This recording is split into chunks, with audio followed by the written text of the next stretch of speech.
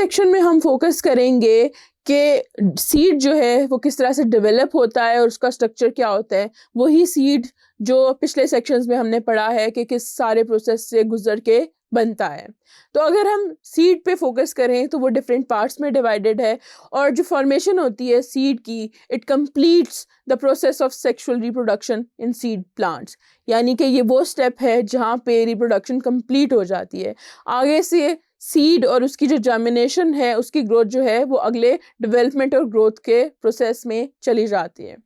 अगर हम एंजियोस्पर्म्स की बात करें तो उनके जो सीड्स होते हैं, इट कंसिस्ट ऑफ 3 पार्ट्स। वो 3 पार्ट्स क्या हैं? We have an embryo that is formed from the zygote, कि वो जो जाइगोट बना था उससे एक एम्ब्रियो बना सीड के अंदर। Then we have endosperm tissue formed from the endosperm nucleus, कि उसके साथ जो एक ट्रिप्लॉइड एंडोस्पर्म न्यूक्लियस बना था वो एंडोस्पर्म टिश्यू को बना देगा। तो ये वो वाली चीज़ है सीड में। फिर तीसरी चीज़ है seed coat which develops from the wall of ovule. हमने पहले भी ये बात की थी कि ओव्यूल जो है वो सीड में कन्वर्ट होता है, तो वॉल होती है जो ओव्यूल की, वो सीड कोट बन जाती है। अब हम 1 बाय 1 देख लेंगे कि सीड कोट क्या है। सीड कोट को हम टेस्टा भी बोलते हैं, और जो सीड कोट है वो हमने बताया कि कहाँ से ओव्यूल की जो वॉल है उससे बनता है।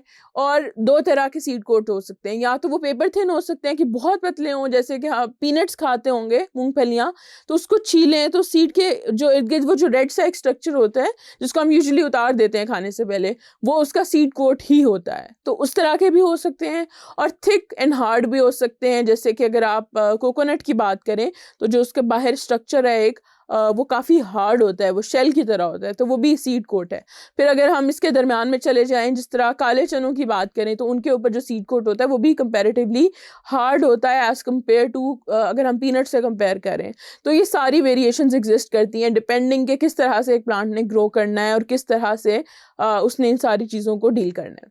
जो सीड कोट है उसका बेसिक काम ये होता है कि उसने प्रोटेक्ट करना होता है एम्ब्रियो को फ्रॉम मैकेनिकल इंजरी, के एम्ब्रियो को डेवलपमेंट से पहले पहले कोई ऐसी इंजरी ना हो कि वो डैमेज हो जाए, कि वो आगे ग्रो ना कर सके। और दूसरा क्या, ड्राइंग आउट, कि सीड के अंदर हमेशा कुछ ना कुछ मॉइस्चर जो है वो रिटेन हुआ होता है, और सीड कोट का ये काम है कि उसने उस मॉइस्चर को रिटेन करना है ताकि एम्ब्रियो जिंदा रह सके तब तक जब तक वो प्लांट जो है वो एक फेवरेबल कंडीशन में जाके जो वो सीड है वो ग्रो ना करे। फिर जो दूसरा स्ट्रक्चर है अगर हम एक सीड को देखते हैं तो वो है हाइलम। अब हाइलम क्या है? That is a scar on seed coat. अब वो स्कार क्या है? जैसे आपने देखा होगा चने की एक साइड जो पॉइंटेड साइड होती है वहाँ पे एक छोटे सा स्कार सा होता है उसके साथ। इसी तरह रेड लोबिये को देखें, वाइट लोबिये को देखें, तो उनके भी दरमियान में जो एक वाइट और ब्लैक से ऐसा एक स्ट्रक्चर होता है जहाँ पे ऐसे डिप्रेशन बना होता है, वो जो जगह है दैट इज हाइलम। अब वो क्या जगह है? That is the place where the seed is attach to ovary wall, यानी कि फ्रूट से जो अटैच हुआ होता है वो इस जगह से अटैच हुआ होता है। अब हाइलम के एक एंड पे क्या होता है? हमारे पास माइक्रोपाइल होता है। आप डायग्राम में भी देख सकते हैं कि हाइलम के एक एंड पे हमारे पास क्या है? माइक्रोपाइल। और ये सेम ओपनिंग है जिससे पोलन ट्यूब जो है एंटर होती है ओव्यूल में। इनिशियली जब हम पहले बात कर रहे थे कि पोलन ट्यूब ओव्यूल में जाके बर्स्ट करती है, तो ये वो जगह है माइक्रोपाइल जहाँ से वो पोलन ट्यूब सीड उस जगह के ओव्यूल के अंदर गई थी, क्योंकि ओव्यूल जो है अब वो सीड में कन्वर्ट हो गया है तो वो स्ट्रक्चर रिटेन हुआ है। अब सीड में स्ट्रक्चर का क्या काम है? वो ये काम है कि सीड स्ट्रक्चर को वाटर की एब्जॉर्प्शन के लिए यूज़ करता है, कि जब हम उसे मिट्टी में डाल देते हैं, उसको पानी प्रोवाइड करते हैं, तो वाटर एब्जॉर्प्शन जो शुरू होती है वो इस माइक्रोपाइल से हो रही होती है। फिर एम्ब्रियो जो है वो एक और स्ट्रक्चर है जो सीड के अंदर होता है। It is actually an immature plant. अब बहुत इमेच्योर छोटा सा प्लांट होता है। सीड को ऐसे खोलें तो उसके अंदर हमें मिलता है, जैसे आप डायग्राम में भी देख सकते हैं कि सीड के बिल्कुल दरमियान में जहाँ पे हाइलम था वहाँ पे मौजूद, उसके बिल्कुल साथ साथ वॉल के साथ जो है एम्ब्रियो मौजूद होता है। अब एम्ब्रियो के अंदर भी डिफरेंट स्ट्रक्चर्स हैं। We have a radical, we have a plumule and we have cotyledons. आप अगर इस डायग्राम को देखें तो आपको अच्छे से अंदाज़ा हो जाएगा कि प्लम्यूल क्या है, कि जो एम्ब्रियो का टॉप और लोअर मिडिल पोर्शन है उसको हम प्लम्यूल कह रहे होते हैं। जो उसकी दूसरा एंड है वो रेडिकल होता है, और जो पूरे के 2 फ्लैप्स होते हैं सीड को खोलें तो वो फ्लैप्स जो हैं वो जो है एंडोस्पर्म टिश्यू के, उन फ्लैप्स को हम क्या कह रहे होते हैं? कॉटिलिडन्स। अब जो रेडिकल है उसने क्या करना होता है, it grows and develops into root, के वो नीचे की तरफ है, आप डायरेक्शन भी देख सकते हैं सीड के अंदर उसकी, तो वो रूट बना देते हैं।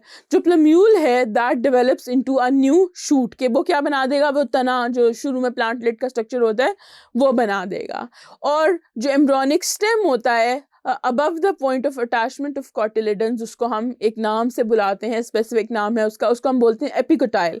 कि आप इस प्लांट में भी देख सकते हैं और सीड में भी देख सकते हैं, दोनों जगह मैंने आपको एक विजुअल रेफरेंस दिया है कि एपिकोटाइल क्या है, कि टॉप पोर्शन है जो प्लम्यूल का, उसको हम कह रहे हैं एपिकोटाइल, जबकि जो embryonic stem below the point of attachment है उसको हम बोल रहे होते हैं हाइपोकोटाइल। और आप एक ग्रोइंग प्लांटलेट में देखें तो हाइपोकोटाइल रूट से पहले वाली रीजन होती है, और एपिकोटाइल वो रीजन होती है जो जहाँ से कॉटिलिडन्स अटैच हुए होते हैं उसके ऊपर वाली रीजन जो है वो एपिकोटाइल होती है। अब सीड के अंदर जो है, मैंने आपको पहले बताया था कि न्यूट्रिएंट्स जो है स्टोर हुए होते हैं उस सीडलिंग के लिए जिसने एम्ब्रियो से ग्रो करना है। एंजियोस्पर्म्स के अंदर जो वो स्टोर फूड होता है वो कहाँ से डिराइव्ड होता है, वो एंडोस्पर्म टिश्यू से आता है हमारे पास। वो जो टिश्यू है that is rich in oil और स्टार्च एंड प्रोटीन, क्योंकि इनिशियली इन्हीं चीज़ों की ज़रूरत होती है प्लांट को इनिशियल ग्रोथ के लिए। और बहुत सारे सीड्स के अंदर के जो फूड है एंडोस्पर्म टिश्यू से जो आता है that is absorbed and stored bye cotyledons, यानी कि वो जो एंडोस्पर्म टिश्यू है वो कॉटिलिडन्स की फॉर्म में जो है सीड के अंदर बना होता है। और कॉटिलिडन्स का बेसिकली यही काम होता है कि उन्होंने वो न्यूट्रिशन उस टाइम पे जब प्लांट को ज़रूरत हो, एम्ब्रियो को ज़रूरत हो, वो प्रोवाइड कर